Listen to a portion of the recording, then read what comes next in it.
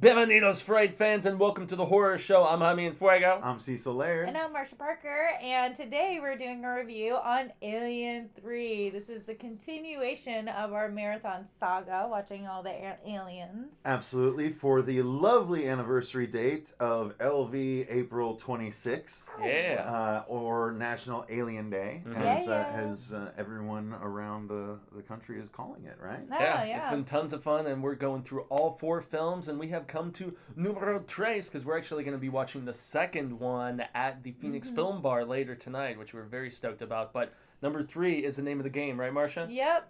This was an actually interesting one. It was a different kind of way of going around it. Poor Ripley's at it again. She ends up finding a planet full of horny, rapist, criminal convicts. Not one has seen a woman in God knows how long. But can't catch a break, this Ripley. Yeah, but they're celibate now, so it's okay. They found God. Yep. Yeah, she makes it there to find that all of her friends are dead again, and she's gonna have to try to convince everybody to do what she says so she can save the day. Which she doesn't do at first, though, which is really weird, Yeah, because she it's keeps almost things not to a herself. character for her, because she was all about going right for Alien Jugular in number 2, and yet by 3 she's being secretive about stuff. Yeah. I don't know if she wasn't trying to, like... She's not trying to make waves. Freak out the flock or whatever, yeah, but... I mean, it's a prison planet full of rapist convicts. I'm sure she's trying not to upset the apple cart as early as possible. But then she totally does, though, by flaunting her goodies in front of all of them. So I don't know. Flaunting her goodies. It wasn't the most flattering of outfits. She was pressing the issue, though, because, I mean... Well, but she's trying to save them, ultimately, when you think about it. No. What we're getting at is basically when she arrives, she brings with her an egg. In this version, the theatrical version, the alien bursts forth from a dog, a Doberman? No, that was... Not a Doberman, no, it was a Rottie. It was a Rottweiler, that's right. I don't know why I get them confused sometimes. I don't know. The coloring, maybe? The markings? The coloring, that's probably what it is. But anyway, so the alien, because it bursts from a dog, is different. It moves different, and it's sort of... different color, too, to its exterior shell, or whatever the hell you want to call it. But basically, it starts tearing its way through the prison planet, and... the company is on its way to try and save the day and rescue Ripley. Yeah, and that's, well, they'll save the day for themselves, and this, creature they've been trying to weaponize for how long now? Like... more than 200 years, according to the timeline of certain movies. So, Marcia, now, is this one also one that you had not seen ahead of time, like Alien 1? Yeah, I have not seen this one before, and to be honest, I can kind of see why. I mean, really? See, I gotta be honest, I like it better than 1. It had Blasphemy. Feet to the fire. It had its moments. It really did. It was really well made, but unfortunately, they didn't have a really strong story. It's kind of boring.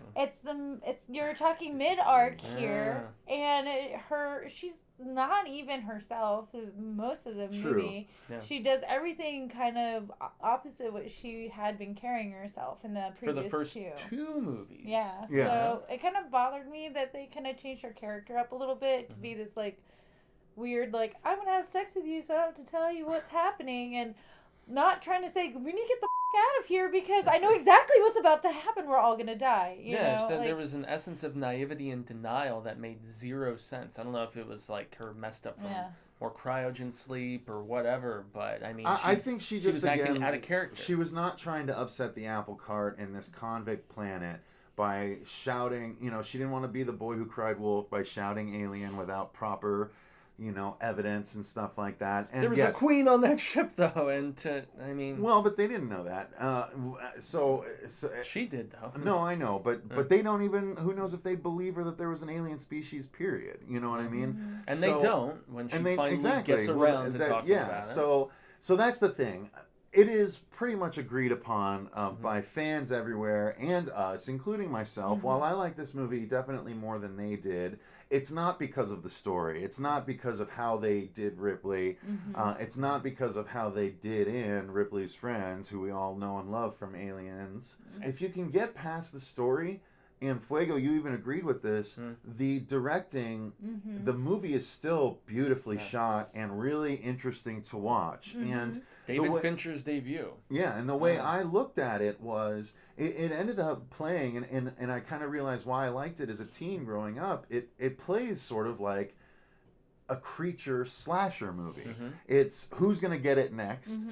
It's what stupid group has wandered into the bad guy's lair. And they are all defenseless at the end of the day, too, like in the typical slasher movie. Exactly. You don't have people fighting back. They're There's really no Marines running with big guns in this one, you know. Yeah. It's vastly different tone. It's what can you find, and again, the end, the way they have to take it out is a big set piece, because a la Terminator 2, right? There's only one way to take out the T-1000, and so they have to sort of do the same thing, and oh my God, I never even realized how close it actually is. To be fair about the copying of the idea, T2 came out a year before, so... Well, but who knows if that's enough time for them to have pulled it together, that entire sequence. Because they were working on this for a while, man. The post-production process and even the filming, they switched directors.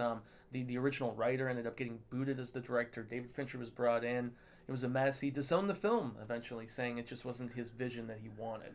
And that's sort of a weird thing. But, you know, nonetheless, I can still appreciate it. I thought Charles S. Dutton was a standout performance. And Ripley did a great job. Going to be a Mimic, man. Yeah, going to be a Mimic. And he's always been solid. And then those of us that have been around for a while and that are watching Game of Thrones, at least up until the first few seasons, first 4 seasons, Stannis Baratheon is actually in it 20 years prior when he was much younger. He plays sort of an interest of Ripley's in this movie. He does a great job. There's a very surprising thing that happens to a number of characters without trying to spoil too much, just in case you haven't actually seen the movie yet. I enjoy this movie. I see why people hate on it, and I agree with the story beats, but if you take it as is, like there's nothing we can do about the story at this point, it's still a beautifully executed movie, except for the CG alien shots. Yeah, they look really fake, and they don't blend with the practical when Not they switch at all. between They the don't two. even blend with the background. They kept all the blood practical because there weren't a lot of blood spurt effects back then. It was the most blood I'd ever seen on an alien, like a physical alien. That's blood true. All down the face the practical alien they did use had a bloody muzzle, which was really kind of cool to see. Like a dog, he's just mauling people. Yeah, absolutely. You know, and then there was a particularly great 9-foot fan kill, which I've loved ever since I was a kid. Like any fan kill, helicopter blade kill, anything like that is great. And the second Underworld dude have 2 awesome kill scenes. A movie called Downtown is the first one I can remember. It might have actually been a massive mulcher. But like, there's anything where a body gets chewed very quickly is a really cool effect, and the aftermath is really neat. Well, I'm disturbed. Well, I mean, there was a lot of second mouths to heads and skulls and stuff, which pervades in the 4th film, as we know. Too. Absolutely, including a tremendous death of a character actor that's been in a number of things, including Romeo and Juliet with Leonardo DiCaprio. So there's a lot of classic in this movie. There's a lot of lines, you know, that I remember from when I was a kid. So people hate on Alien 3, but I just dig it. And I do fully intend to watch. I still haven't watched the entirety of the director's cut, but I want to. It adds almost 30 minutes on, and they don't even consider it the director's cut. It's like the assembly cut is what they call it. Yeah, because it's all this extra footage when it was pretty much a different movie at that point, you know? And but the music, I gotta say, the music stands out to me in this one. Much like I love the music in the second one is my favorite, but I think the music in this one was better than the first. You know what? Honestly, I can't say that much because there's just generally not much music in the first one. Until at the very beginning there is, and then at the very end there is.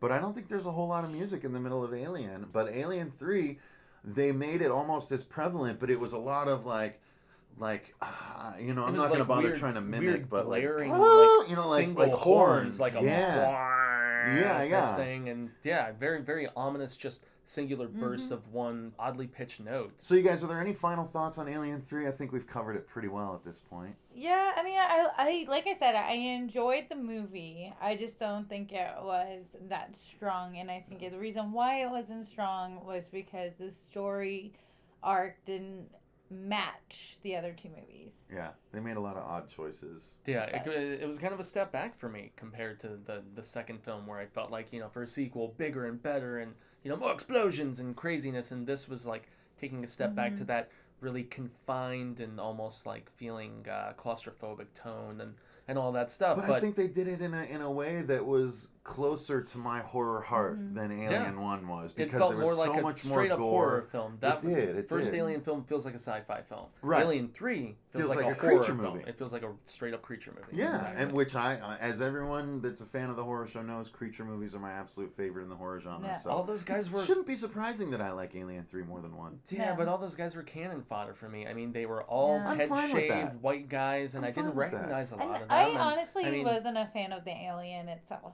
I didn't think it was Really? that impressive. Not as scary Yeah. as the. That's fair. They're not Well, as. to go back it's not to as just ominous, one- but again, it's a even though dog it's alien. I get so, that it's yeah. supposed to be a dog alien, but I still didn't. Fair enough. No, it's Yeah. a fair opinion. Yeah. I actually felt like to end things on this note, because this was considered to be the last film in the series when it was originally released, the death of the series, the end of it. They explored the themes of death very intriguingly in this. Charles Dutton's little monologue that he does when they're tossing Hicks and Newt into the fire. It's like chill down my spine type speech, man. And They you did know, that, and honestly, they intersperse it with that alien being born, the dog alien, and it's cathartic and creepy. It is. As Yeah. Marcia Oh, was this- wincing about the dog dying. It was that- yeah, very I effective can't at get just over making you feel horrible. And The dog. Like, why do you gotta sacrifice a dog? Well, and I gotta be honest, the end, as many times as I've seen the end of this movie without spoiling what the end is, it was a little bit more affecting to me this time, because I was a little bit more in Ripley's head when she made her decision, and something you pointed out, specifically the way her arms were and stuff, like. That was really like, it's like, oh, because too, you know, all last movie was all about her not having a kid kind of thing, right? And this is her, you know, being able to embrace. It's again, I'm skirting the spoiler line here, we're not but trying to I reveal just everything. appreciated it more than I ever have watching the movie before. I hated this movie as a kid. Now I can appreciate it, and I find it flawed but intriguing. So Fair enough. It's the best I can say. Hey, that's better than nothing. Yeah, it's still at the bottom of my barrel. Though 4 and 3 fluctuate. I mean, yeah. No, I'm gonna say 3 is way better than 4 at this point. After the I would rewatch of agree with 4. that. Yeah. Okay. Fair enough. Well, I'm we'll looking get forward into to it. talking about Stay 4. tuned, you guys. Yeah. We're about to film our Alien Resurrection review, so we will be presenting that very soon. But for now, thanks for watching our review of Alien the Third. I'm Cecil Laird. Gracias, I've been Jaime Fuego. And I'm Marcia Parker. And until next time, remember, Stay scared.